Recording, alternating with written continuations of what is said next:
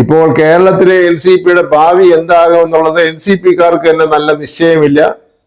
ശ്രീമാൻ AK ശശീന്ദ്രനെ സംബന്ധിച്ചിടത്തോളം അദ്ദേഹത്തിന് ഇനി ഒരു പുതിയ മന്ത്രിസഭ, ഒരു മൂന്നാം വട്ടം പിണറായി സർക്കാർ വന്നാലും AK ശശീന്ദ്രന് ഒരു മന്ത്രിസ്ഥാനം കിട്ടാനുള്ള സാധ്യതയില്ല. അതുപോലെ തന്നെ കുട്ടനാടിലെ സീറ്റ് പോലും ഒരുപക്ഷെ മാർക്സിസ്റ്റ് കമ്മ്യൂണിസ്റ്റ് പാർട്ടി മടക്കിയെടുത്തേക്കും. അത് NCPയുടെ സീറ്റാണെങ്കിലും തോമസ് കെ തോമസിനെ അവർ ഉൾക്കൊള്ളുമെന്ന് കരുതേണ്ടതില്ല.